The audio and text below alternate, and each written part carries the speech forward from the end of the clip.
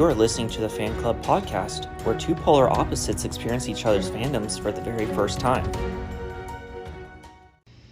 Editing Sarah here. So, before we start this episode, we got a new microphone for this episode, and I would love to hear your guys' feedback. This is the first episode that we're recording with it. Just let us know what you guys think. If it sounds better, then great. If it sounds worse, if you think it sounds worse, let us know, and we'll go back to the old way. In the next episode, just give us some feedback on the sound quality of this episode. That would be greatly appreciated. Thank you, and enjoy the episode. Hey guys, welcome to episode 15.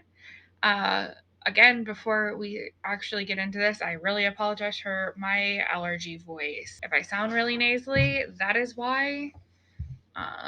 I apologize. I can't really control it. So today we are covering Guardians of the Galaxy 2, which again had zero expectations going in. I'm kind of in two minds about this movie. On one hand, what a plot twist. On the other hand, kind of boring. The first, half, roughly, would you say? Plot-wise, like in the first half, it was... I'll say this. It was enjoyable, but not in a plot-heavy way. Yeah. Does that make sense?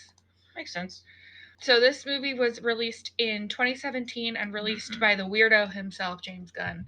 Yeah. But yeah, you're not the biggest Guardians fan, admittedly. Do you like this one or the first one better? Or do you like them both equally? Or dislike them both equally, I guess. Guardians were never really my favorite, even in comics. It's up there with the better ones for Guardian 2 compared to Guardians 1. Just because in Guardians 1, they were really insufferable. Yeah, And then Guardians 2, they know each other now. So they have the little inside jokes. They have different things like that. That's the thing with this movie, because I said out loud at one point, I was like, I think I'm liking this one better. However, it wasn't for the plot, and it also wasn't for the jokes, because a lot of the jokes really didn't land for me.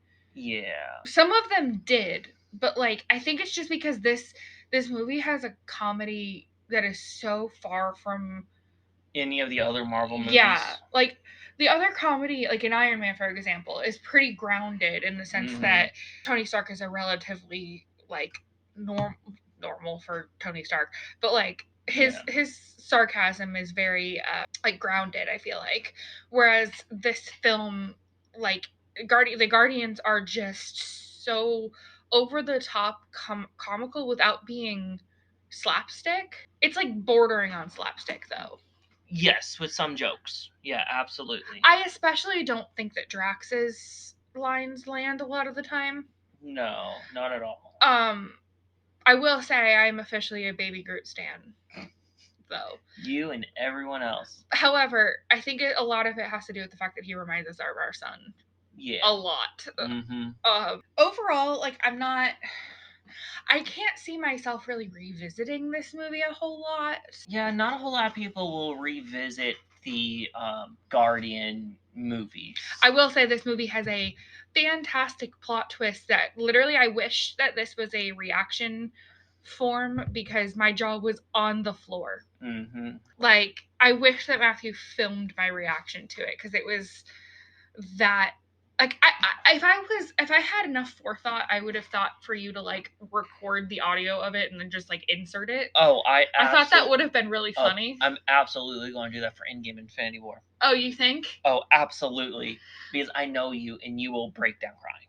I don't know how like nice the audio of that would be to listen to, but I know you and you will break down in Endgame Infinity War for very different reasons. Yeah, I kind of wish that you were recording my reaction to this plot twist because it was nuts. Oh, yes. So we start off in Missouri in 1980. Yep. And we basically meet his parents, Peter's parents. Yeah, Peter. Yeah. Which my first thought was, oh, they're so cute, until I really understood what the hell was going on. Yeah, but we'll get there eventually. And Kurt Russell has some very luxurious hair. It is the 80s.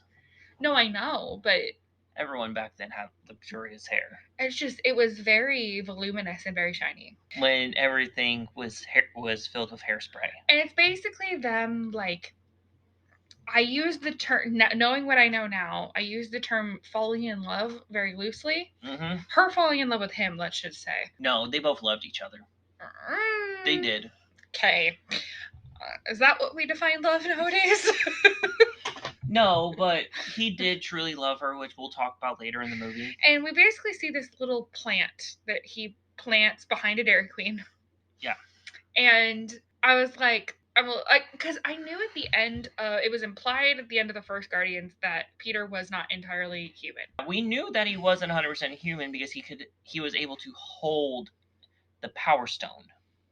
Granted, you can hold the other Infinity Stones, as we saw in Thor: Dark World and the Time Stone. You can hold the stones. I do remember the guys from Earth 894 saying something along the lines of, because I had said, like, did we ever meet his dad? They were like, oh, you meet him. Yeah. We didn't want to spoil stuff in it for you. So they were like, oh, you meet him, and I did not register. I did not register when they said that initially. Yeah. So then we jump to quote unquote present day, like, I guess adult Peter. So Chris Pratt. Yeah. So modern day, which would be 2017. Yeah, and we're on some kind of space planet, is what I was about to say. Space planet? Not space? We were on. I'm a professional talker now. We were on Sovereign. Sovereign? Sovereign? The Sovereign? Sovereign. We were on Sovereign. The planet ran by yellow people. Well, they're gold. Gold people. Yeah, they're all gold, which that makeup had to suck. Yeah. And they're fighting a interdimensional, like, giant squid, basically. Squid lizard. Sure. Squid lizard. And I love this entire scene that Baby Groot is just vibing. He's just like, what I love about this scene specifically is the way that it's shot with the focus is on Baby Groot. But you see everything going on in the background. Yeah. And it's just Baby Groot, just like, he plugs in the music and he's just vibing. And he's just like walking along, fighting the little dinosaur rat things that have a name that I can never remember. And he's just vibing. And where he's just dancing, he's saying hi to Gamora. He's like, hi. Yeah. She's like, hi, Groot. We will talk about the reason why he does not dance in front of Drax. I did think that there's a really sweet moment between him and Drax at the end of the movie. It's really sweet. But, so Matthew has been saying for the longest time that, so we have a 16-month-old, and he's like full-blown toddler mode right now. And Matthew's been saying for so long, for as long as we've had him, pretty much, that he reminds him of Baby Groot. And, like, I didn't see it until now, because obviously I didn't have the context, but, like, it's so true. Just the way that he runs, the way that he moves, the way that he's, like, so in his own little world, just chilling. But think about it. This movie takes place not immediately after Guardians 1, but it takes place shortly after Guardians 1. So, like, in timeline order, this is actually... So he really is kind of our son's age. About, yeah. Yeah. But especially when he eats something and they're like, spit it out. I swear I do that like 100,000 times a day with our child. I love Drax's, I don't even know if I would say reasoning because the squid is impenetrable. You can't cut it from the outside. The thing is nasty. It also kind of reminds me of Sharknado. I have not thought of that movie in well over a decade at this point. My dad is obsessed with that movie. I think everyone's dad is obsessed with Sharknado. Anyone that loved sci-fi. No, or the Sci-Fi Channel. Or anybody that loves bad B movies. I think it would be a C. More like a Z movie, but if we're really being... No, but I just like his thinking, like, maybe it's softer from the inside. Skin is still impenetrable from the inside or outside, right? That giant squid thing is nasty. Yeah, but it did look cool. How it came in, like, making this guy, like, rainbow glowy color and, like, essentially it was breaking through reality.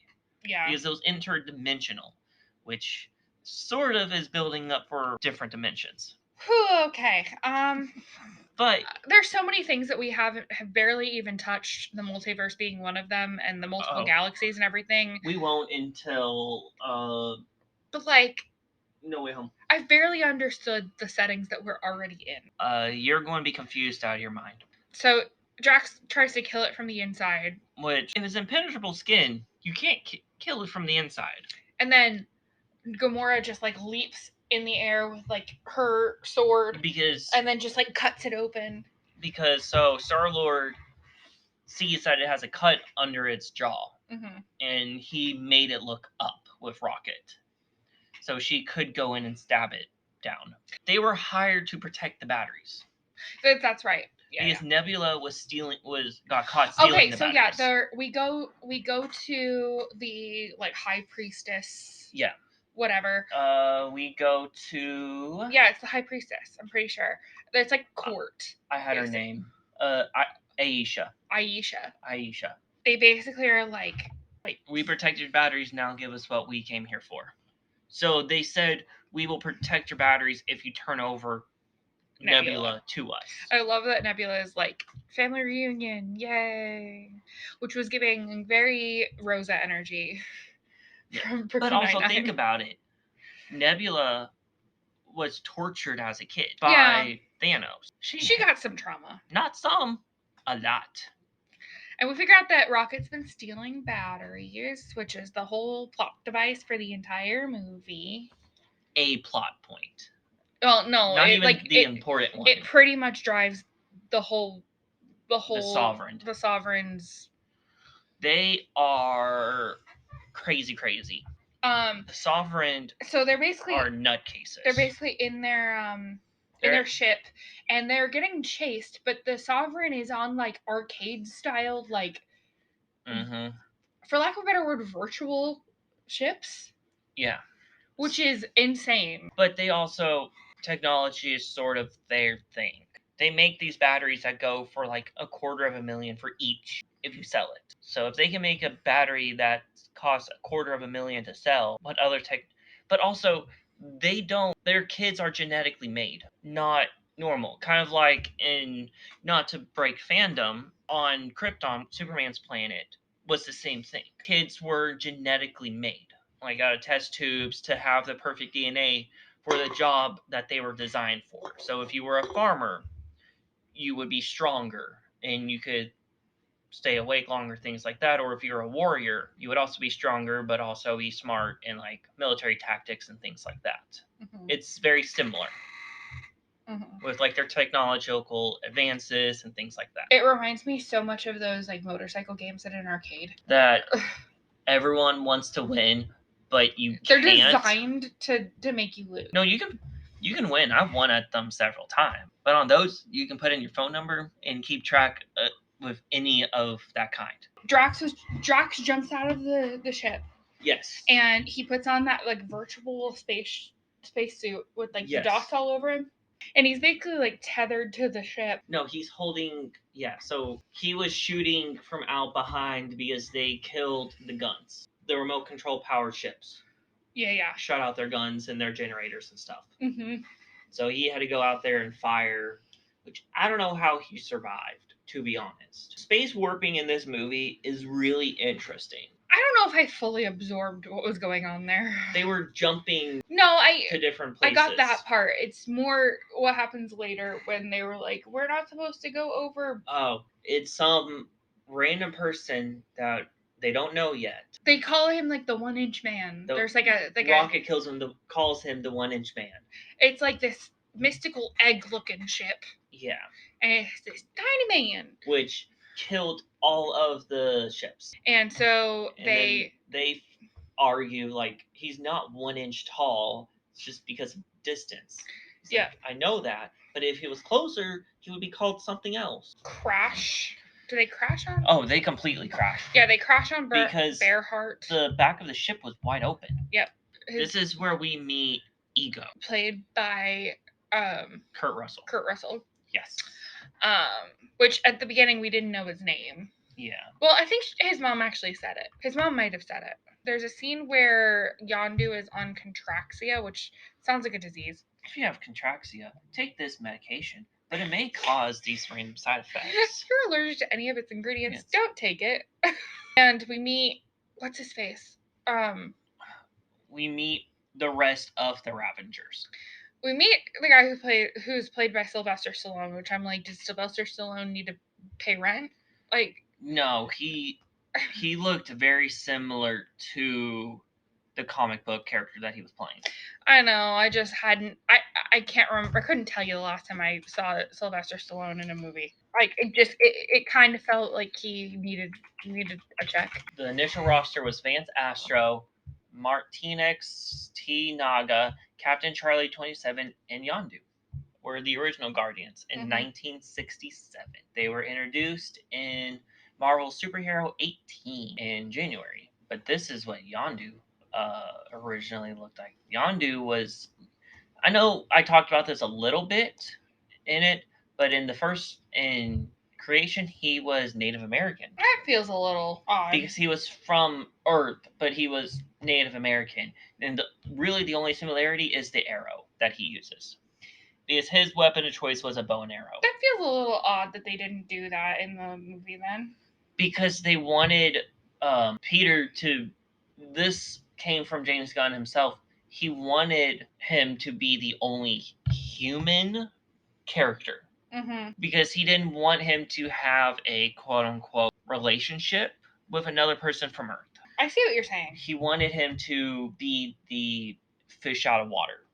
No. I see what you're saying. Peter always said Hasselhoff was his dad because he thought Hasselhoff was cool. And Peter grew up in the 80s. In the 80s without a dad. Yeah. So he grew up watching not Ghost Rider. It's what's that movie with Kit the Car? Oh, Speed Racer.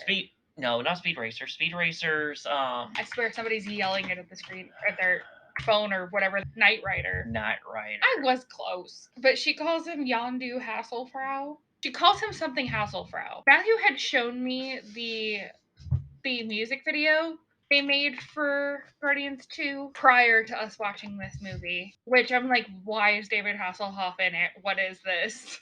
He literally has a 5-second cameo. Now I get it. I mean, not really, but I get it like at least like a marginal amount more than I did before. But yeah, we meet Mantis and we figure out that she can she's an empath, so she can read, she can feel people's emotions. I was a little perturbed by her accent at first because I thought she was Asian initially. No, yeah. Like, because the way that they have her styled with like the dark hair and the big eyes, it felt a little like Asian caricature to me. Yeah. Maybe I'm completely off base here, but I then figured out that the actress is she like Scandinavian or something? Tom Clementif, French. Yeah, she's French. Mm-hmm. But her accent is like so bizarre to me, and I don't know if this is how she actually talks because frankly I haven't seen her in anything. But it felt a little odd to me. Yeah. Initially. She was Canadian. She has a Korean mother. Okay, so she's French Russian father. She is half Korean. So if it was supposed to be Asian, that I guess kind of makes it. Okay, I'm glad that it was not a completely French person attempting to do an Asian accent. That's good.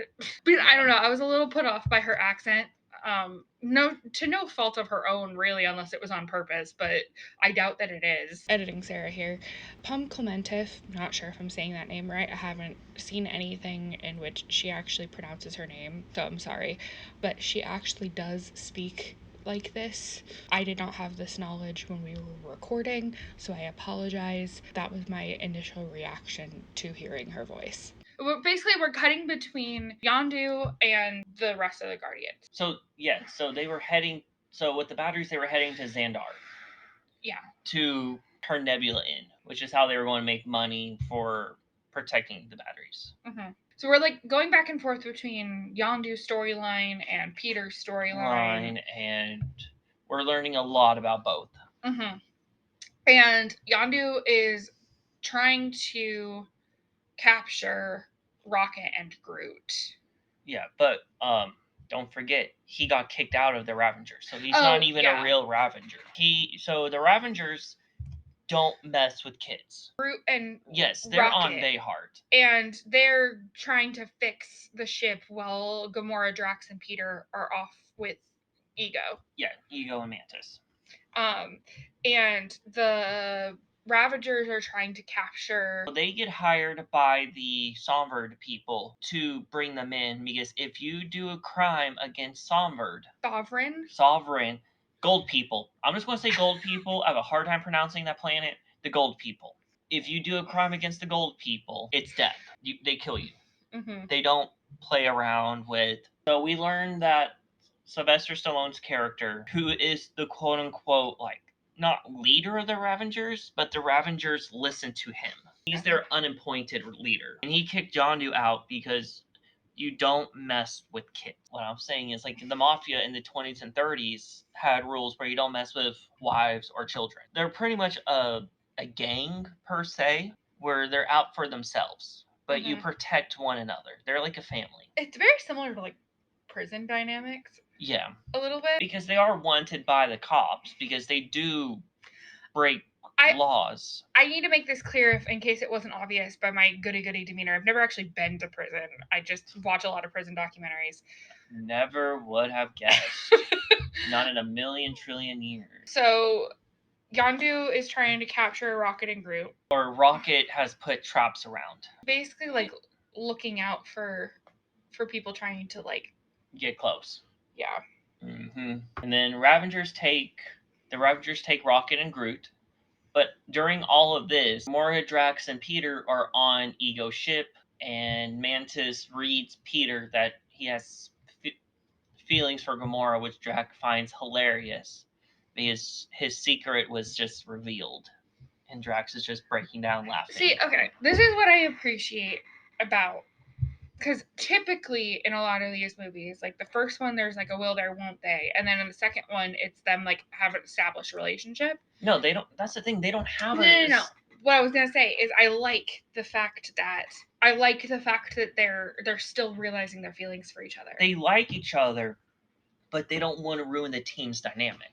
Which I appreciate, because frankly, and maybe this is a hot take, I just don't think romance has a place in this movie. No, not really. I just think it would be very, like, shoehorned. Yeah. I said it kind of in the first Guardians episode a little bit. Yeah. But, like, I need to say, I don't not like him and Gamora together. I just think that it doesn't serve the story, is my point. No, yeah. Because they have so much baggage for the both of them.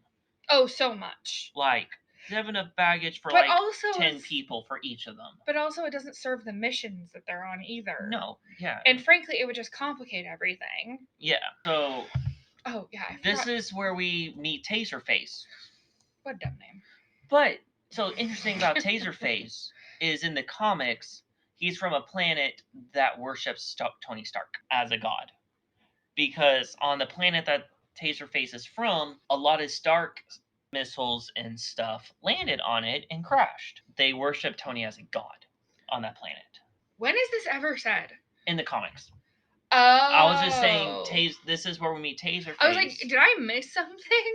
Which is very likely. No, but in the comics, Taserface worships Tony Stark. He's from a race called Stark, is the race. That's funny. We are learning that Ego... He basically brings them to his planet. Yeah. And we figure out that Ego is a Celestial. Yes. Which is this is the first time we've met a living Celestial. And because nowhere is in a Celestial's head. That's the thing. He's not... That's the thing with Ego. He's as old as a Celestial, but he's not technically a Celestial. That's the thing. Because in the comics, he's labeled as a living planet in the comics, not as a Celestial. That's the weird thing with it. Because Celestials, we've seen one. They're giant people, which is Nowhere, and we'll meet a few more in Eternals, the movie. We'll meet a few more. Yeah. We basically figure out that he had to leave Earth because his basically his consciousness He has is to go back to the planet in order for it to live on. For him to live. Yeah.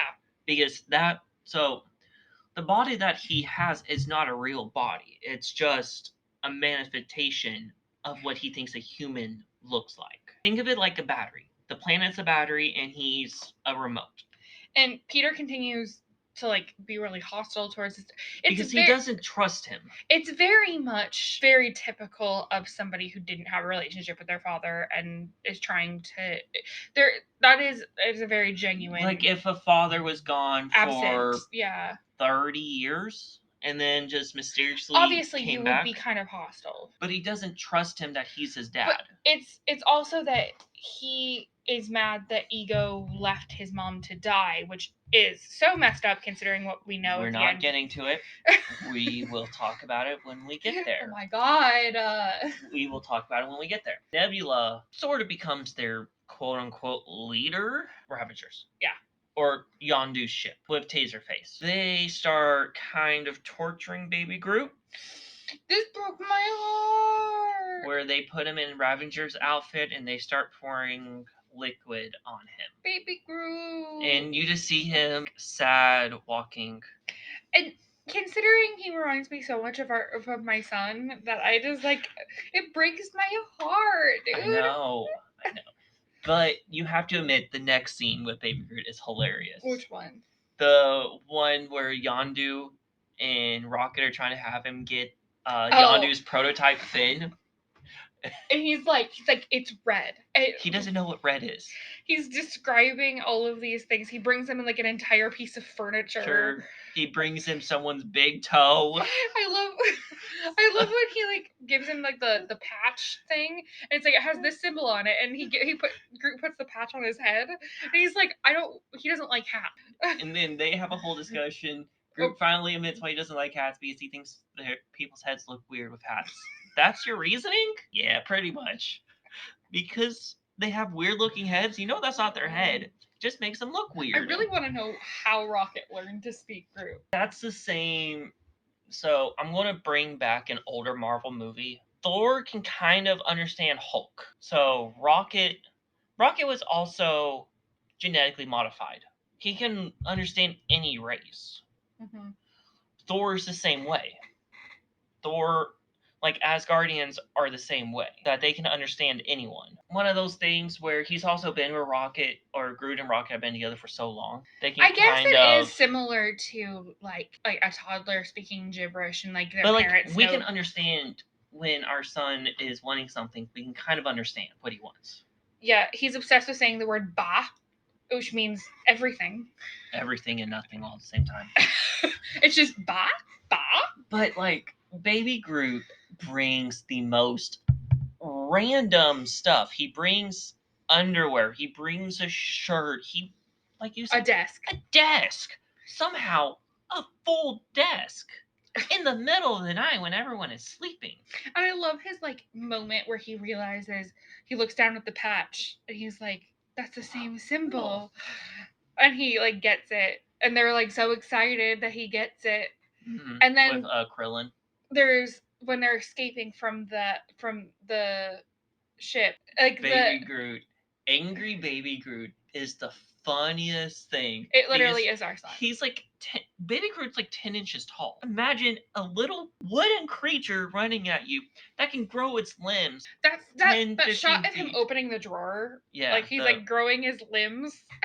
And opening it. But no, what I was gonna say is Yondu like doing his arrow like and shooting all of the people all at once, and it's like you see like an overhead bird's eye view of like arrow like. And it's just so with it's a prototype fin. That's why it's not such straight lines. Yeah. Like it. So he has a harder time controlling this fin because it is a prototype one. It's cool as hell, whatever it is. But Baby Groot going after the dude that was pouring the liquid on him, just angry, and the grown dude running in fear from a 10-inch wooden creature. And he just throws him off the bridge. Taserface, the last time we ever see Taserface. R.I.P. Taserface. No, not R.I.P. He can die for all eternity. He can burn. No, but he was set on fire, and then he talks to the gold people where Ego's planet is. Which I don't know how he knew where they were going. Because Taserface put in the coordinates of where they were going. So, I don't know. That I think is just a plot hole. Okay. Because Yondu never said they were going to Ego. We see Peter and Ego talking a little bit more. And Ego teaches him how to like Can make the light.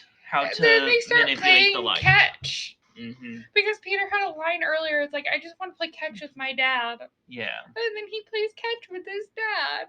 Yeah. Well, no, I don't think they were dancing. He's just like trying to cheer her up a little bit. Yeah. And like, I don't know. It's this really sweet scene between the two of them. And I don't really have any notes on specifics. I just think this is a very genuine. It's not necessarily a romantic scene. Yeah.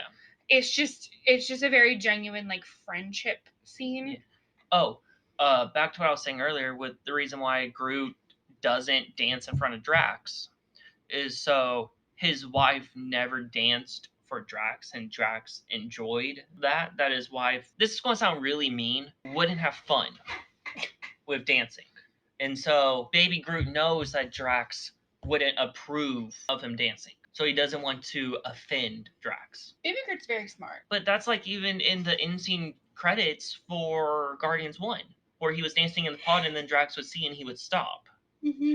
Groot. Well, I just thought he was scared of Drax. No, he's not scared of Drax. He doesn't want to offend Drax. Yeah. Because think about it. Groot, even if Groot dies, he keeps his knowledge that he had before because he's just regrowing. Kind of like a worm. You cut a worm in half. So a lizard. A lizard. That's a better example. Like a lizard. I feel like I have made a lizard reference in almost every single episode. Like a lizard where it can rip its tail off, but it can regrow it. We see Nebula coming for Gamora because Gamora walks away because she and Peter sort of fought. Yeah, and Nebula is like coming in hot with the ship and trying to kill her. Yeah, which Nebula, you need to like just take a chill pill. In all honesty, the girl has trauma. A lot of trauma. And people can react kind of funny to trauma. Yeah. So like, I think she gets a pass. No, not when you come flying in at Mach 7, shooting laser guns at your sister. No, you don't get a pass for that. You get a pass for like stealing and stuff, not for murder. I'm sorry, but no, you don't. She doesn't. It's a trauma reaction. Is my point. Then go after the person that gave you the trauma. Don't go after your sister. I agree, but don't go after. But her reasoning makes sense though. Gamora and Nebula have a moment where Gamora always wanted to win and Nebula always lost. Nebula just wanted a sister that would protect her, and she never had that. So basically, Nebula like basically says that she was like ripped apart and like rebuilt, by Thanos and everything. Like her arm, her brain, her eye are all robotic. So every time she lost in a fight, she was basically like severely physically abused as a child. Yes. And she wanted Gamora to protect her while Gamora never did.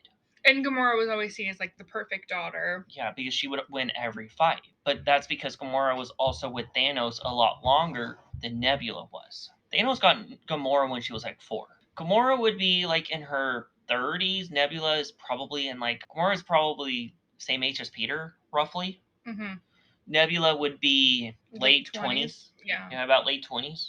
So then we figure out that Peter is immortal. Basically, these things are happening like simultaneously. Yes. The scene between him and Ego and between Gamora and Nebula. So Peter learns all of his powers while Ego is explaining his theories. So if you remember the plant... Before we figure that out, Gamora and Nebula run across this big cave of skeletons. Yes, and they don't know what the skeletons are from, but they're all different shapes and sizes and races.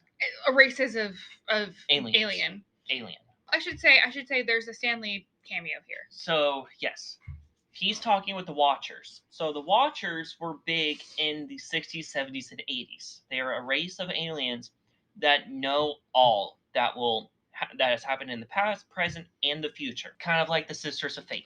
In Hercules. In Hercules. I have seen a handful of episodes of What If. Not all of them, because some of them are spoilery, but I've seen a handful of them. Yeah.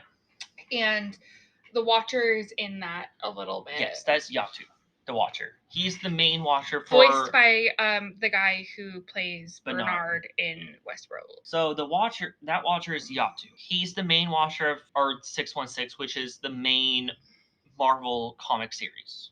Which we're probably not going to cover What If, just because it's like...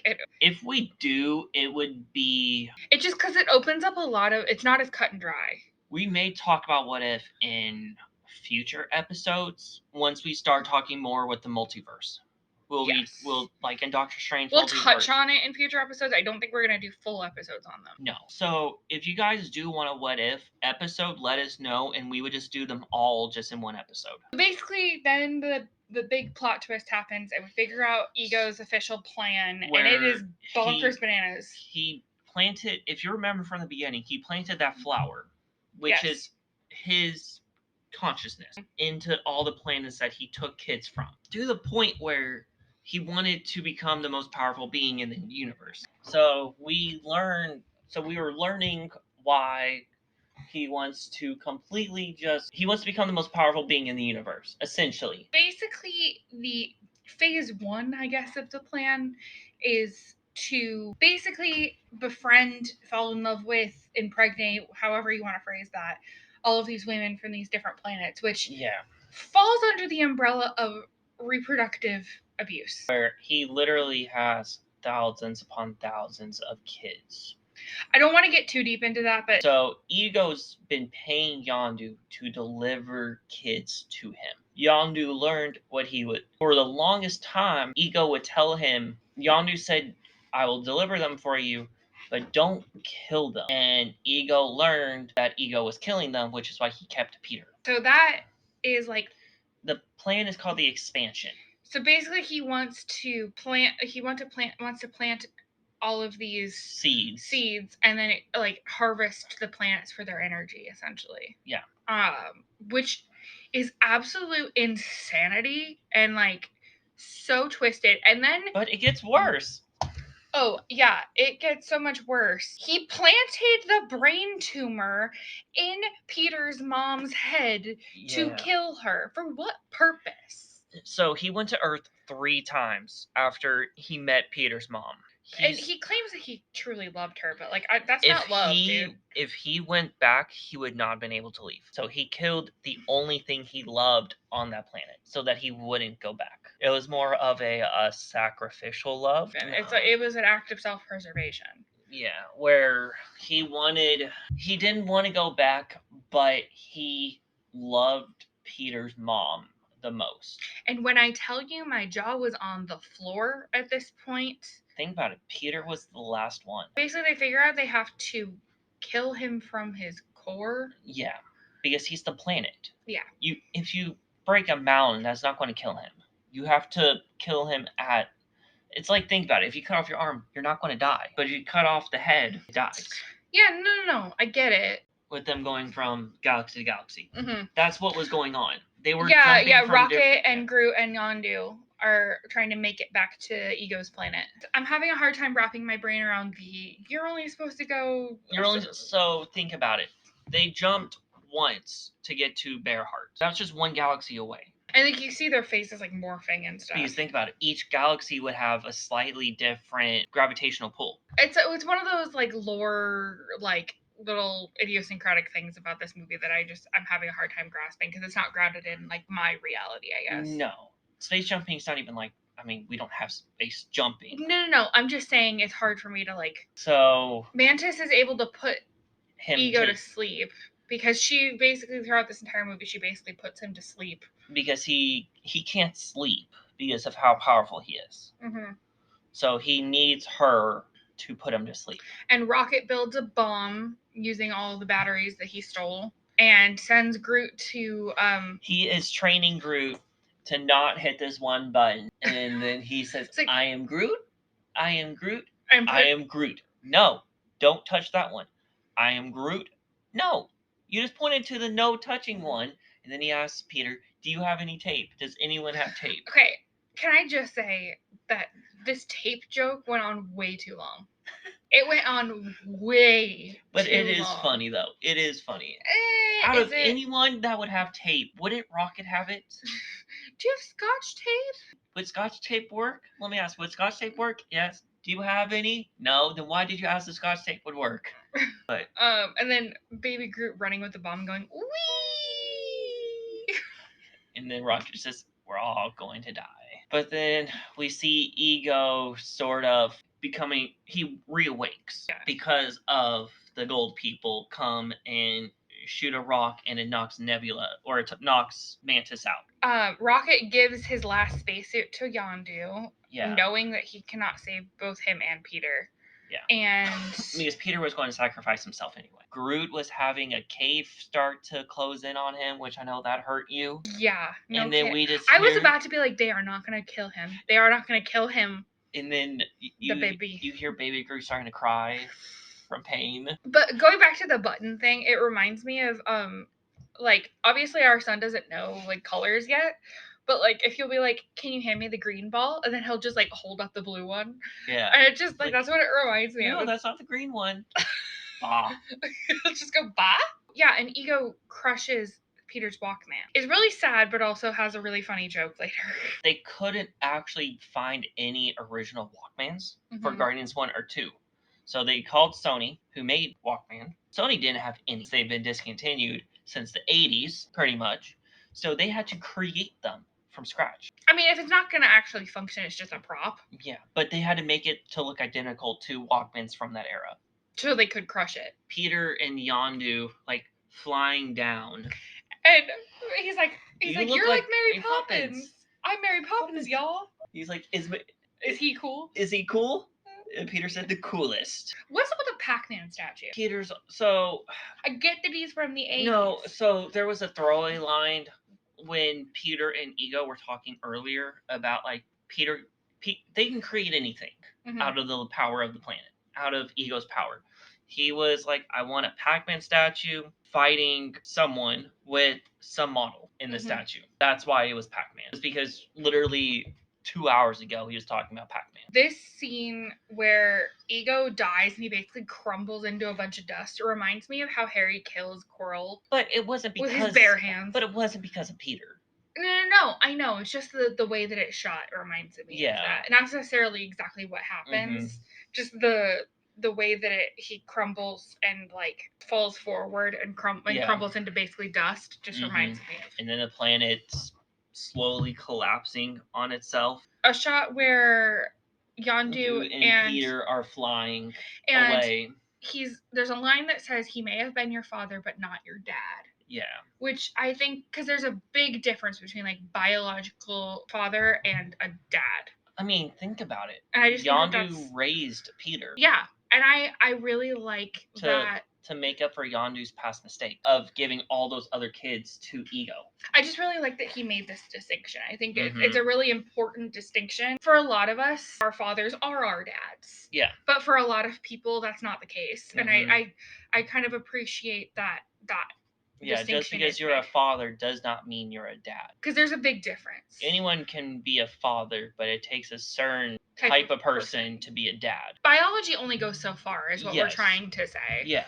And like, just because someone, it's the same thing with like if you're adopted or something like that. Like, yeah, they might not be biologically related to you, but they're still your dad. But even less than that, it's even like somebody that is much more of a father figure to you, or a stepfather, or your father-in-law, or whatever. R.I.P. Yondu. Yeah. He sacrifices himself. Yeah. He like basically puts the last spacesuit onto Peter, and he actually like crystallizes.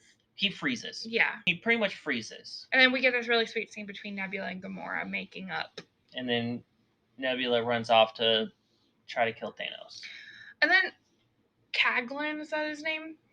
Gives Peter a Zune, which calls it, threw me back. I have not thought of a Zune since 2005. But so the Guardians prepare a proper Ravager funeral, which you disintegrate them to send them out into space. So they're always out there. All of the other Ravengers showed up to someone who they exiled.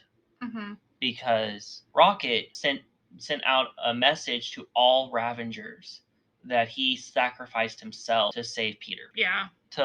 He realized what he did was wrong, and he was trying to make amends with raising Peter, which sort of is the reason why he got kicked out, is because they realized he was taking kids, that he was messing with kids. So because of Peter, he got kicked out, but also because of Peter, he got let back in. That shows how much respect Yondu had with the Ravengers. Did you ever have a Zune? No. It reminds it. I has a very started with the iPod Nano. video. iPod Nano. So the Zune reminds me of a very specific time in like 2004, 2005, Mhm. something like that. I was on a bus on the way to like church camp or something. Yeah. And one of the guys had a Zune. Mm-hmm. And we were, God, I cannot remember what we were listening to, but I was like listening to his little headphone. Yeah. And on a Zune, and it just like I didn't realize I had that memory, but You either at that time you either had a Zune or an iPod. You didn't have both. It was either you were a Zune fan or an iPod fan. I feel like Zunes were a very specific point in time, though. Zunes were only for like 2 years. That's my point. And then iPod Touch, like which is why this scene unlocked a memory for me. But I just find it funny how they said the most modern. Or they said it's the most modern. Even by 2017 standards, that's not even. No, but also think about it. They live in outer space. They don't know what's modern on Earth. No, I know. But also leads me to believe, where the hell did he get a Zune from? Outer space. Don't ask. I mean, yeah. Did they go to Earth? No, he said he found it at like some junk place in space. So it could have been on like an astronaut that crashed or something. I don't know. Groot listening to music and then falling asleep on Drax is so cute. So this is where we get into the in-scene credits. Is at this point. Well, and then Caglin's trying to control the arrow. Yeah, so that's the first. This one is the only one with 5 in-scene credits, or 5 in-scene credits and 1 post-scene, like mid-credit and post-scene credit. We see. So the first one is Kraglin is practicing with the arrow and hits Drax with it. Sakaar honors Yondu's sacrifice by forming his own team with Martinez T. Naga, Charlie 27, Starhawk, and Mainframe, who some of them were the original Guardians, which I didn't. Played by Miley Cyrus. It makes sense. It sounded like Miley Cyrus. Mainframe was the robotic head one. It sounded like. And then there was one that was like kind of looked like a fish that you were like, what? Mm-hmm. What are they doing with their hands? And it kind of looks like what Doctor Strange does. That's a little bit. Michael Rosenbaum.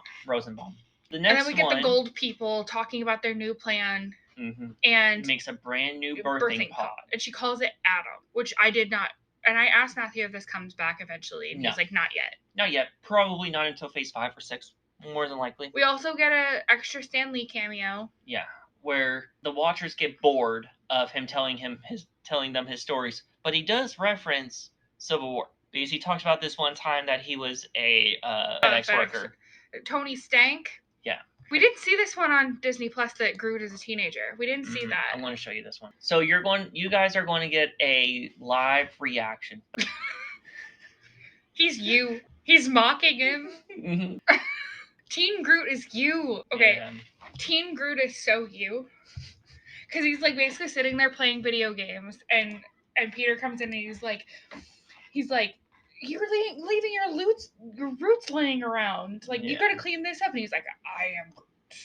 Yeah. And he's like, I'm not boring. I saved the galaxy by doing a dance-off. So he can understand Groot now? He's always, yeah.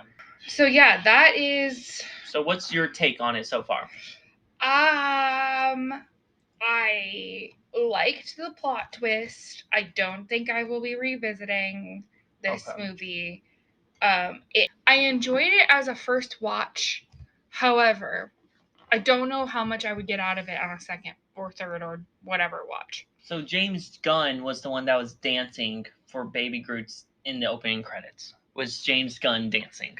He did kind of dance like a dorky dad a little bit. It took them 2 years to completely CGI that scene. Yeah, there's not a ton of like interesting facts about this movie. Yeah. Did not know that they made a Nick Fury movie back in starring Agent Hasselhoff. Starring David Hasselhoff himself. I did not know that. So yeah, that is Guardians of the Galaxy 2. What are your thoughts? I like it. It's it's not my favorite. Do you like it better than the first? Because that's a contentious. I like Guardians 2. I think I do too. I think it's just because of that like really satisfying plot twist that I was not expecting. Yeah. Really, really helps the two's like chances with me, I feel like. Yeah. Because with one I was going completely blind. Mm-hmm. And I didn't know, which is what I like. I don't like having expectations, but at the same time. So next week we will be covering Spider-Man Homecoming. Which is great. Which I'm so excited to get to the Spider-Mans. Like, so excited to get the Spider-Man. I have a strong feeling I will really like it. I hope you do. But yeah. That's about all for us. Do you have anything left to say? Okay. We'll see y'all next week. Bye. Bye. If you would like to send us any feedback or any messages, you can follow us over on Instagram at thefanclub_podcast or on Twitter at fanclub_podcast. Or you can discuss each episode with us over on our subreddit, which is reddit.com/r/thefanclubpodcast. And make sure that you tune in every Marvel Monday.